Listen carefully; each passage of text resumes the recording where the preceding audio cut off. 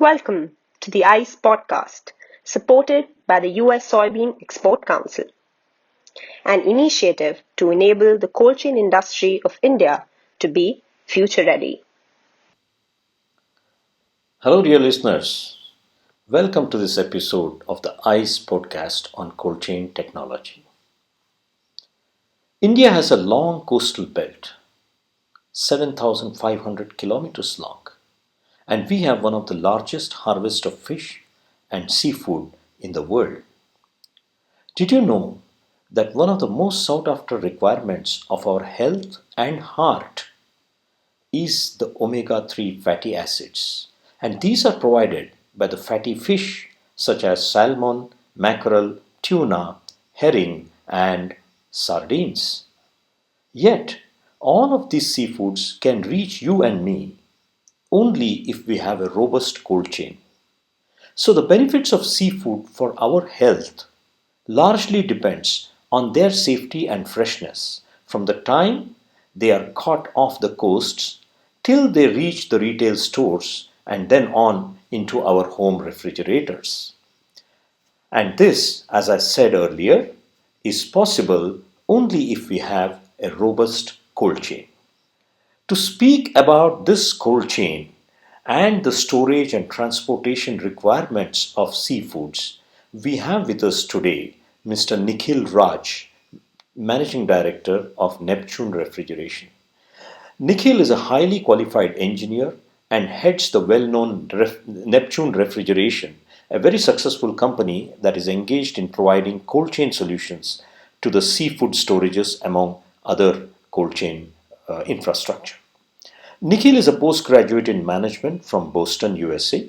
He is also the founder president of the Association of Ammonia Refrigeration, a life member of ISHRE, and on the committee of the Export Promotion Council. Nikhil is a sought after speaker on cold chain subjects. I welcome Nikhil Raj. Over to you, Nikhil, for your talk. Good day. My name is Nikhil Raj, and over the next few minutes, I would like to provide some information about the storage and transportation requirements for marine and seafood products. Marine and seafood products mainly consist of fish like mackerel, sardines, tuna, and shellfish like shrimp, crab, lobster, squid, to name a few. Seafood is very popular because it is a high protein food that is low in calories, total fat, and saturated fat.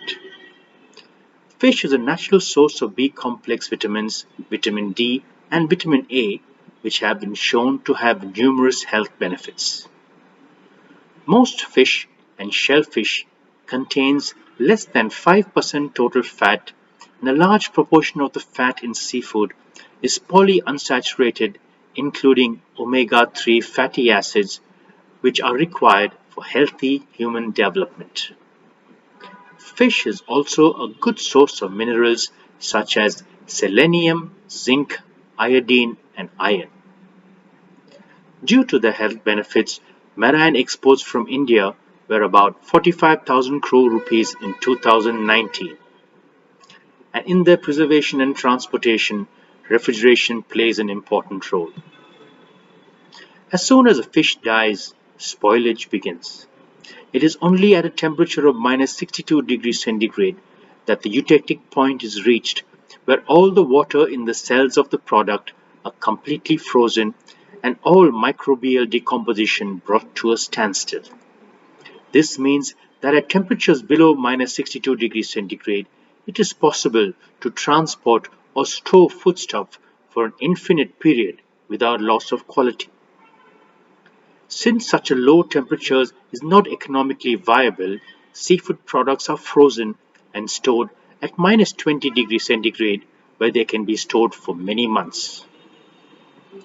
Chilling at 0 degrees centigrade also can be used to slow down this process, and when chilled with ice, fish can last for 3 days. In order to preserve the quality of the seafood, we need to ensure that the cold chain is maintained from farm to fork. When caught at sea, Marine products are stored in ice or chilled seawater. When brought to shore, they are packed with ice and transported to the processing plants. At the processing plants, seafood is washed and cleaned in chilled water, then iced and sent for grading. Once graded, it is again iced and soaked with slurry ice. It is then frozen at -35 degrees centigrade in the plate freezer, blast freezer, or in an individual quick freezer, also known as IQF. The frozen product is then packed and stored in the frozen storage at -20 degrees centigrade with a relative humidity of 90 to 95%. When required, the product is loaded onto refrigerated containers, which are then loaded onto ships and transported to their destinations. At their destination, the refrigerated containers are unloaded off the ships and moved to refrigerated warehouses maintained at -20 degrees centigrade, where the products are destuffed and stored. From these warehouses, the products are moved in refrigerated trucks to various hubs where they are stored and then distributed to supermarkets, retail outlets, hotels, and restaurants. Being a highly perishable commodity, proper handling, storage, and preparation are necessary to maintain quality and ensure safety. Continuous monitoring and recording of the temperature of the raw products and finished products are required. Heavy handling and vibrations can cause the frozen product to break, affecting the final appearance of the product. So care should be taken while handling the product. Light has no effect on the frozen product other than the fact that light produces heat, and this heat load is factored in while designing the frozen store. New technologies are continuously being introduced to ensure better product quality in terms of freezing, storage, transportation, and monitoring. Pumpable ice or slurry ice flows like water, and because it is homogeneous, it cools fish faster than freshwater solid ice methods and eliminates freezer burn.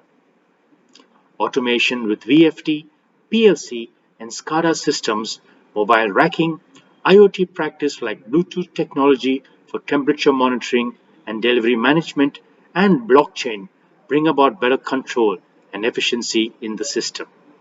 Thank you.